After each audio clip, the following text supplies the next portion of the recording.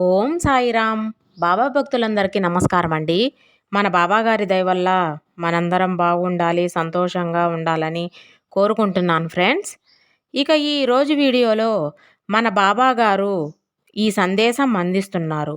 బాబాగారి మాటల్లోనే విందామండి. తల్లి, నీ బంధం నిన్ను వెతుక్కుంటూ రాబోతుంది బిడ్డ. అశ్రద్ధ చూపకు, వెంటనే విను అని బాబాగారి సందేశం తీసుకువచ్చారండి. బాబాగారి సందేశం బాబాగారి మాటల్లోనే విందామా తల్లి. ఆందోళన చెందకు, నువ్వు వేటిని దూరం చేస్తున్నావో, నీవేదైతే దూరం అయ్యి ఇన్ని రోజులు బాధపడ్డావో అవన్నీ కూడా నీ దగ్గరకు వచ్చి సమయం ఆసన్నమయ్యింది బిడ్డ. అది ఎప్పుడో కాదు, అతి త్వరలోనే అన్నీ నీవు తిరిగి పొందుతావు. సంతోషంగా ఉండు బిడ్డ. కర్మ ఫలితాలు అనేవి అందరూ అనుభవించాల్సిందే. ఒక్కొక్కరు ఒక్కొక్కరిగా అనుభవిస్తారు. నాకు మాత్రం ఈ పరిస్థితి అని నువ్వు ఎంతగానో బాధపడ్డావు. కానీ తల్లి, నేను ఈ శుభవార్త నీకు తీసుకురావటం కోసం ఎన్నో సంవత్సరాలుగా ఎదురు చూస్తున్నాను. కర్మ ఫలితాన్ని బట్టి ఇంత సమయం పట్టింది. అప్పుల్లో కూరుకుపోయిన నీవు, నీ కుటుంబం ఎంతో వేదన భరితంగా బాధను అనుభవిస్తున్నారు. నాకు తెలియంది కాదు తల్లి. నీ అదృష్టం ఏమిటో తెలుసా? నీకు అనుకూలమైన కుటుంబం ఉంది. ఎలాంటి పరిస్థితి అయినా సరే వాళ్ళు నీకు వెన్నంటే నిలబడుతున్నారు. నువ్వు ఎంతో అదృష్టం చేసుకున్నావు కాబట్టి నీకైతే మంచి కుటుంబం ఉంది. ఎలాంటి పరిస్థితి ఎదురైనా సరే వారు నీకు వెన్నంటే నిలబడ్డారు. అందువలన నీకు ఎదురైన క్లిష్ట పరిస్థితుల్లో కూడా ధైర్యంగా నిలబడ్డావు. ఆదాయ మార్గాన్ని మూసుకుపోయిన ఇంటి గుట్టు అనేది బయటకు రాకుండా ఎంతో ఓర్పుతోటి ఉన్నారు. ఎంత కష్టం వచ్చినా కుటుంబం సహాయంతో అందరూ ఒకే మాట మీద ఉండి కలిసికట్టుగా ఒక ఒడ్డుకు చేరుకున్నారు.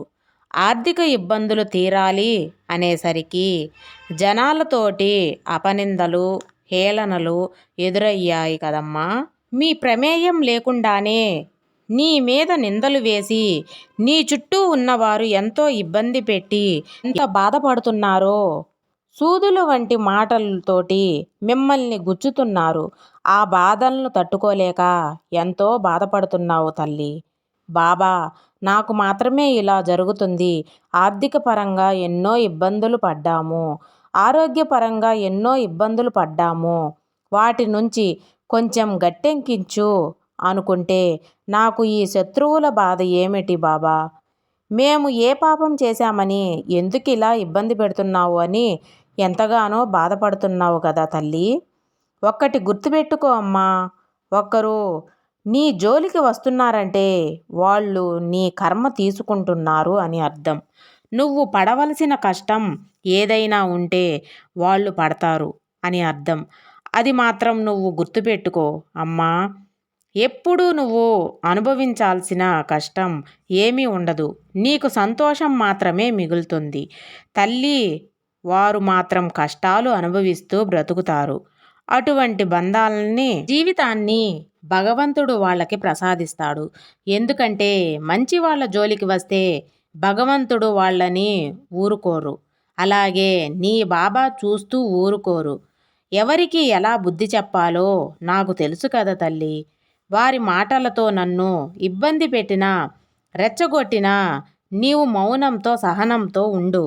తర్వాత ఏమి చేయాలో నేను చూసుకుంటాను. నువ్వు వేసే ప్రతి అడుగు జాగ్రత్తగా వెయ్యి. ఆచిచూచి మాట్లాడు. అలాగే బంధం దూరం అయిందని బాధపడుతున్నావు కదా తల్లి.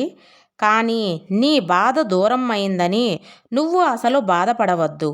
నీ బంధం దూరమైందని కూడా నువ్వు బాధపడవద్దు. ఎందుకంటే నువ్వు ఎంత మంచిగా ఉన్నా సరే నీ బంధం అర్థం చేసుకోలేదు. నిన్ను దూరం పెట్టింది. కానీ నీవేమిటో, నీ గుణం ఏమిటో, నీ మంచితనం ఏమిటో నీ బంధానికి తెలిసేలా చేస్తుంది. అతి త్వరలోనే నువ్వు కోరుకున్న బంధం నీ వద్దకు వస్తుంది. నువ్వు ఇష్టపడ్డ బంధంతోనే నువ్వు సంతోషంగా ఉంటావమ్మా. నువ్వు బాధపడడం సహజమే తల్లి. అంతా భరించే వాళ్ళలా ఉండాలి, బాధ పెట్టే వాళ్ళలా ఉండకూడదు. కానీ నిన్ను ఎన్నో బాధలు పెట్టాడమ్మా. నిన్ను అర్థం చేసుకోకుండా చాలా మూర్ఖత్వంగా ప్రవర్తించాడు. అయినా సరే నువ్వు ఎంతో ఓర్పుతోటి నా భర్త నాకు కావాలి, నా భర్తతోనే ఉండాలి అని ఆయనను పాదాల దగ్గరే ఉండాలని ఎన్నో బాధలు పడుతూ ఎన్నో అవమానాలను దిగమింగుతూ ఉన్నావు. కానీ అతను అర్థం చేసుకోకుండా నిన్ను నీ బిడ్డలను వదిలేసి వెళ్ళిపోయాడు కదా తల్లి. ఎంతో వేదన భరితంగా ఉంది నీ మనసు. నీ భర్తకు బుద్ధి చెప్పి నువ్వు పిల్లల గురించి అర్థం చేసుకొని జీవితాంతం మిమ్మల్ని సంతోషంగా చూసుకునేలాగా చూసే బాధ్యత నాది తల్లి. నువ్వు దిగులు పడకు. నువ్వు ఎదురు చూసింది చాలు. నీ ఎదురు చూపులు ఫలించాయమ్మా. అతి త్వరలోనే నీ బంధాన్ని దగ్గరకు చేరుస్తాను. నీ బంధంతో కలిసి నువ్వు సంతోషంగా ఉంటావు. ఇక నీ జీవితంలో కష్టం అనేది ఉండవు. బంధం దూరం అవుతుంది అనే మాటే ఉండదు తల్లి. సంతోషంగా ఉంటావు. నేను నీకు మాట ఇస్తున్నాను కదమ్మా. ఈ చిన్న పని చెయ్యి. ఈ కార్తీక మాసంలో పార్వతీ పరమేశ్వరుని ఆరాధిస్తూ ఉండు. అర్ధనాదీశ్వర స్తోత్రం చదువుతూ ఇలా చేస్తే నీ బంధంలో మార్పు వచ్చి నిన్ను త్వరగా చేరుకుంటుంది. నా మీద నమ్మకంతో నిర్భయంగా ఉండు అని బాబాగారు చక్కటి సందేశంతో మన ముందుకు తీసుకువచ్చారండి. ఈ వీడియో కానీ మీకు నచ్చినట్లయితే ప్లీజ్ లైక్ చేయండి, షేర్ చేయండి, సబ్స్క్రైబ్ చేయండి ఫ్రెండ్స్. సర్వేజన సుఖినో భవంతు. జై సాయిరామ్.